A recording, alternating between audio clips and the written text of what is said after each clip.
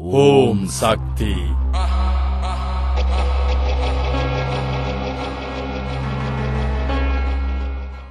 சில வேளைகள்ல நீங்கள் கொடுத்த உதவிய இந்த வலது கையிலிருந்து இடது கைக்கு போறதுக்குள்ள மறந்துடுவாங்க. அதை நம்ம ஒண்ணு சொல்றதுல அர்த்தம் கிடையாது. இதுதான் உலகம். இதுதான் உலகம் மாத்திரமல்ல, நம்முடைய நிலைமையில என்னுடைய ஆசை என்னன்னா, இருக்கும் வரை செய்ய வேண்டியதை செய்துவிட்டு இல்லாத போது அப்படியே பேசாம போயிட வேண்டியது. இப்ப கூட நான் சொல்லிட்டேன், இந்த தேர்தல்ல சாமி வேலை அடிக்கணும், சாமி வேலை நிமித்தணும், சாமி வேலை இல்லாமக்கணும் ஆக்கு. ஆனா சாமி வேலை என்றைக்கு இல்லாம போறானோ அன்றைக்கு இருக்கக்கூடிய ஏழை மக்கள் யார போய் பார்ப்பாங்க? 7000 மைல் போவாங்களா? 250 மைல் போவாங்களா? எங்க போய் பார்ப்பாங்க? நான் கேட்கிறேன், அடைத்த இளைஞர்களை கூட தெரியுங்களா, ஒரு 30 இளைஞரை எப்படி சார்ஜ் பண்ணாங்க. சார்ஜ் பண்ணதான் அவர்கள் கொலை சம்பந்தமான ஒரு சார்ஜ் பண்ணாங்க. அப்ப நான் அரசாங்கத்தில் பேசினேன், இந்த இளைஞர்களுக்கெல்லாம் எல்லாம் வெரி யங் பீப்புள், இந்த மாதிரி இது கூடாதுன்னு சொல்லி நானே போய் என்கிட்ட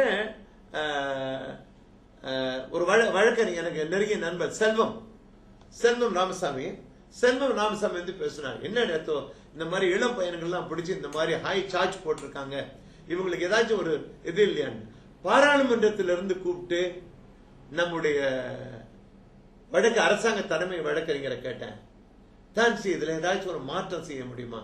They young people, they didn't know what is happening, they were misguided அப்படின்னு சொன்ன உடனே அவர் சொன்னாரு, சரி இதை நீங்க பிரதமர்கிட்ட பேசுங்க. அப்படின்னு மறுநாள் போனேன், பிரதமர்கிட்ட பேசினேன். அப்துல்லா படாவியும் உடனடியா சொன்னாரு, okay will look into it அப்படின்னாரு. கூப்பிட்டு அந்த சார்ஜஸ்ல என்ன செய்ய முடியுங்கிறத பாருங்கன்னு ஜனவரி மாதம் இருந்த கேஸ நான் சொன்ன 3வது நாளே திரும்ப கோர்ட்டுக்கு கொண்டுட்டு ஒரு 3-4 பையன்களை ஒரு சார்ஜில் நான் விட்டுட்டாங்க. மற்றவங்க எல்லாம் ஒரு சின்ன சார்ஜ் போட்டு அவங்கள வெளியே விட்டாங்க.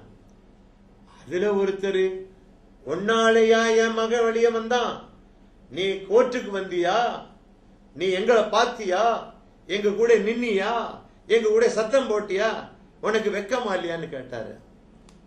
உண்மையாவே எனக்கு வெக்கம் இல்லை. ஏன் வெக்கம் இல்லைன்னா தெரியுங்களா, வெக்கம் இல்லாதவங்களை பார்த்து நான் எப்போ வெக்கப்படுறது இல்லை. ஒரு உதவி செய்யறா ஒரு மனுஷன் இன்றைக்கு அத்தனை இளைஞர்களுடைய இது பண்ணிருக்கு. கோர்ட்ல 2வது தடவை போனப்ப ரொம்ப இளைஞர்கள் வெளியே நிக்கிறாங்க.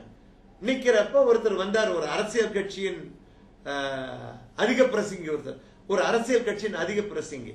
அவர் இன்னைக்கு நமக்கு பெரிய வெற்றி, இன்னைக்கு பெரிய பையன் இப்படி வேலையை பாரியா, என்ன எங்களுக்கு பெரிய வெற்றி, போதும் நடந்தெல்லாம் போதும் அப்படின்னாங்க. எல்லாத்தையும் நான் ரெக்கார்ட் பண்ணி வச்சிருக்கேன். நான் என்ன சொல்றேன்னா, மலேசிய இந்தியர்கள் குறிப்பா தன்னுடைய எதிர்காலத்தை பாதுகாத்துக்கிறதுக்கு நமக்கு பிரதித்துவம் வேணும். We must have representation. We must be in the system. If we are in the system, we can talk about Ramasamy, Sinnasamy, Periyakka, Sinnakka, everybody.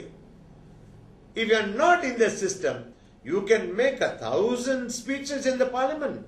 What does it matter? Lim Kit Sang can bring 100 matters in parliament, but can it materialize? If Sami Velu brings 10 matters in the parliament, it materializes. Why? Because we are part and parcel of the system. இந்த நாட்டுல இந்த தடவை சொல்றாங்க, மாயக்காரர்கள் எல்லாரையும் தோக்கடிச்சிருவோம். தோக்கடிங்க. அதுக்கப்புறம் என்ன ஆகும்னா, இப்ப மலாய்க்காரர்கள், சீனர்கள், இந்தியர்கள் இருக்கிற நிலைமை மாறி மலாய்க்காரர்கள், சீனர்கள் இருப்பாங்க. உங்களுக்கு யார் இருக்க போறா? உங்க அழுகை யார் கேட்க போறா? உங்க வயிற்று வலிக்கு யார் மருந்து கொடுக்க போறா? உங்க பிள்ளை யார் படிக்க போறா?